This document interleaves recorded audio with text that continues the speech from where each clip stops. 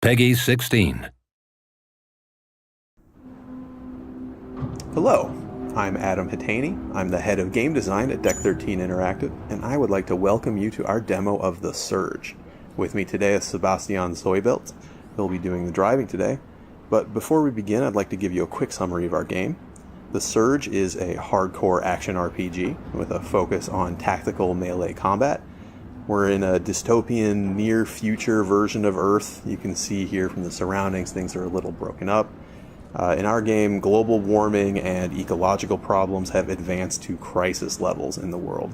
Likewise, the global economy is in shambles, so regular men and women are in a lot of trouble. It's really difficult for people to find work, so our hero, Warren, is lucky to have found a job at all, particularly at a company like Creo, which is dedicated to solving the world's ecological problems. So his first day on the job, he's getting his exo-rig applied. You can see here attached to his body and some of our other materials. But something goes very wrong with this process. He loses consciousness and wakes up here. So let's get going. Okay, so this is an operations center. Functions a bit like a hub for us. You can do some crafting here. You can use your tech scrap to level up your exo rig, but we're not going to do that yet. We're going to head right into the action. This is one of our new coworkers.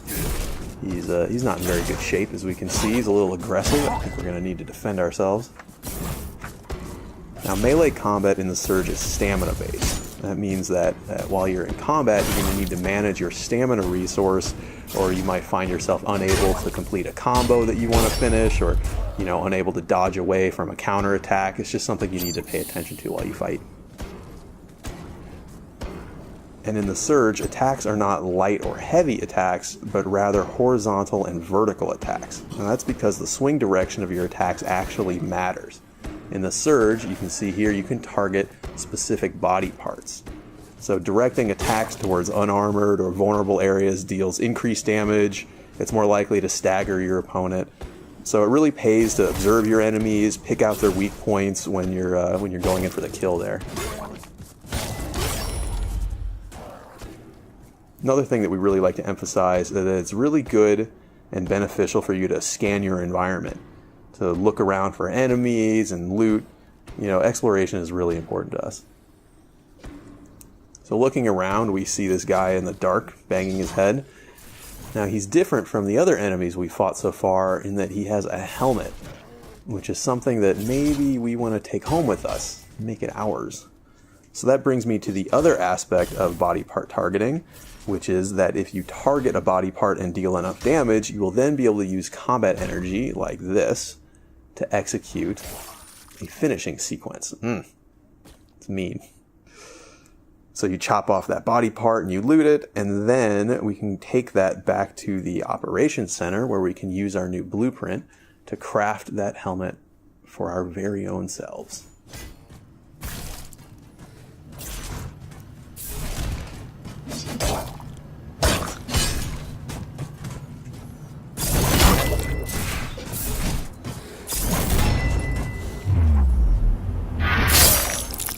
That's not very nice.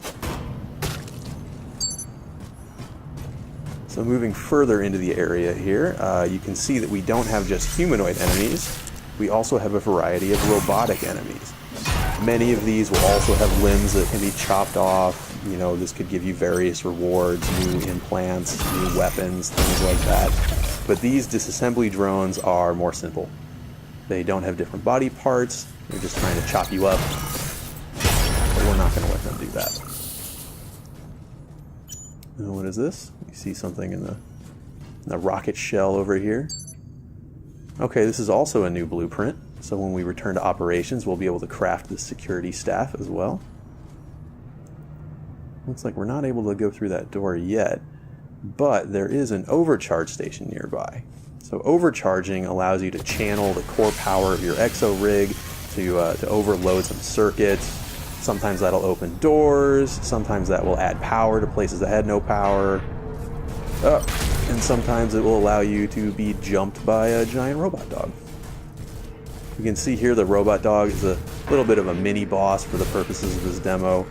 It's much more aggressive than the other enemies we fought. deals a lot more damage, but you can see it also has a weakness. If we punch it right in its robot eye when it's leaping at us, we can actually interrupt it and then score a follow-up attack of our own.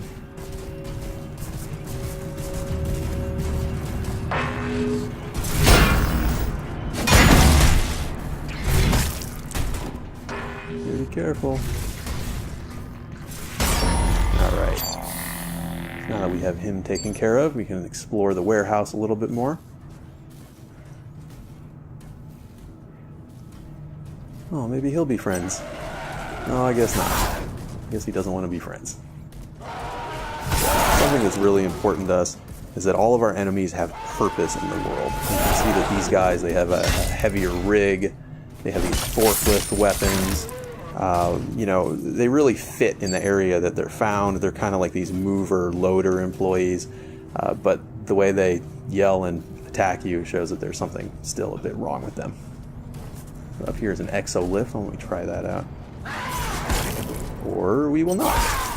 We will deal with our friend here, and then we will use the exolift. Our two friends.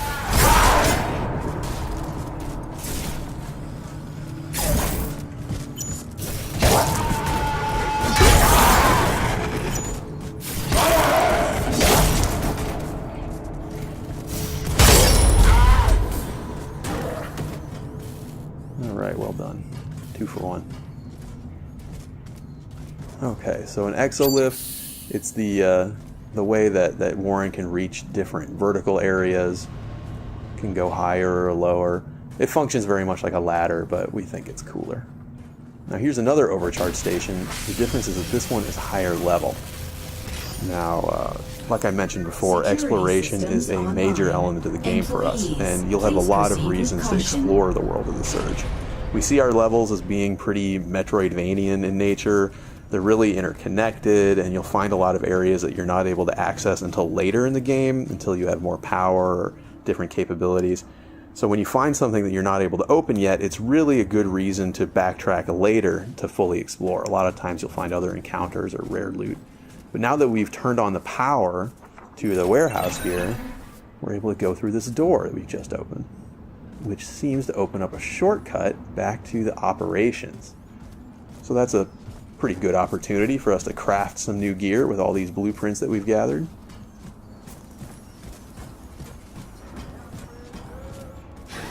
This is not a scheduled break time. I think it is a scheduled break time, thank you. So up ahead here is a med bay.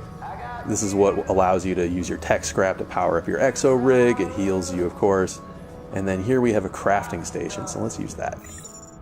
Okay, so we see the blueprints that we've acquired so far. We see the helmet, we see the staff. Let's go ahead and make these things. Make a staff, make the loader weapons. And this is really the core gear loop for the game. You know, you cut off pieces from your enemies, you learn the blueprints, and then you use those to craft new equipment for yourself. So let's go ahead and try on some of these things that we've crafted. Security staff, loader weapons, sweet new helmet that we got before, and we also have this armor piece. Now, this particular piece of chest armor will illuminate in the darkness. It casts these bright lights. It helps you to see, helps you to find enemies and find loot. You know, other armors will, do things like protect you from environmental hazards. So it's really important for you to experiment with different pieces of equipment, see what sort of special effects they give, so that you know how to approach all the challenges of the world in the most effective way. So like I said, we can use tech scrap at the med bay to level up our core power. Looks like right now, yeah, we don't have enough to get a full level up yet, but that's okay because now we've banked that tech scrap so we don't lose it when we die.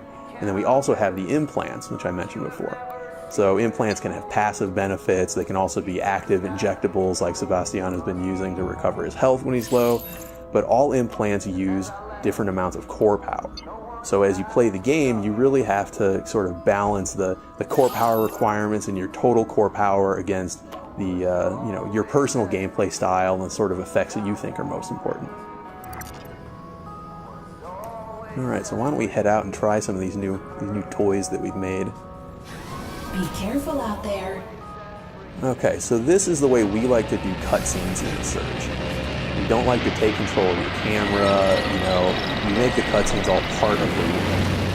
What that means is that whether you watch them or not, they're always just going to occur around you, and whether you pay attention or not, it's really up to you. Sometimes we'll offer a context camera so you can have a more cinematic view, but it's never required. It's always your choice. And all of our different weapons, they have different move sets, different feels altogether, different finishing sequences. Pretty brutal. So as you get new weapons in the Surge, you'll really want to test them out, see which one feels the best to you, which one is most effective in your own hands. It's really your choice.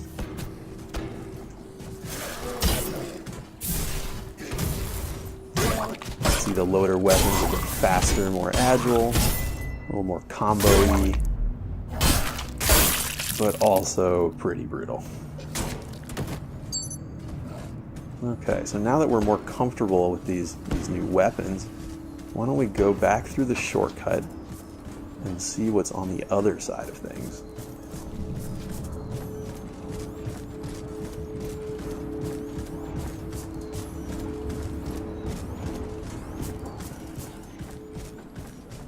Super dangerous. Reboot in progress. Okay, yeah, so I was talking before about the context camera. This is what lets you have a more cinematic view as this angry boss robot gets up out of the rubble. You can watch it if you want. You can also prepare for the boss fight. That's totally fine. You can see he wanted to shoot you with the railgun.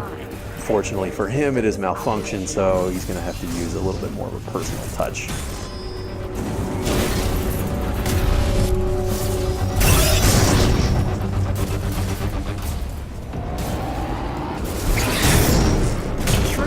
Sebastian is assuming that we're not actually doing damage to the boss's real health.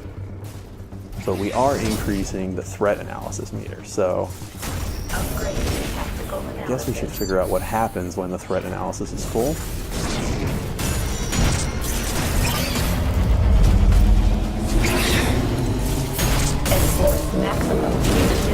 Punitive measures, huh? Rehabilitation implemented. Well, of course. Rockets. Not very nice. That's what I do when I feel threat. But we still haven't dealt any damage to its real health bar. So maybe, if we're careful, use those rockets against it somehow. Oh, that's pretty close.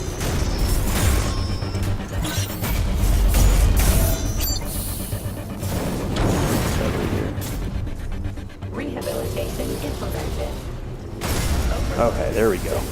So now we force it to be hit by its own rockets.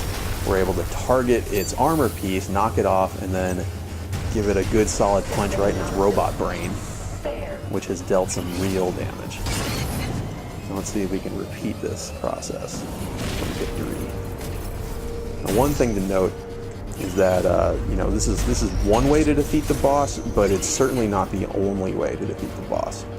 And this easier method does not allow you to receive the most powerful loot. So if you want the best things off the bosses, then you'll have to fight them fair. Show honor. Not really. It's not really a game about honor. Threat analysis is almost full again. Let's see what happens. Enforce maximum punitive measures. Dispensing sentence. Okay, yeah. Down. Let's see if we can get at its other armor piece. Okay. Very nice. Boss defeated. Well done. So that's the Surge.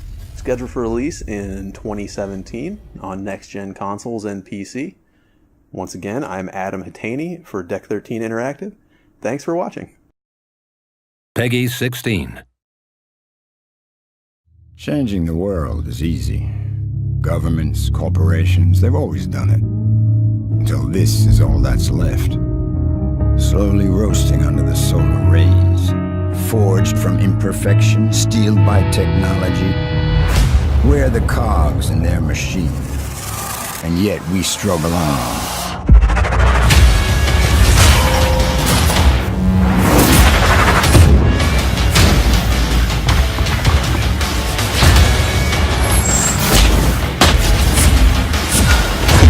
We are human, so we fight. But are we fighting for our future or theirs?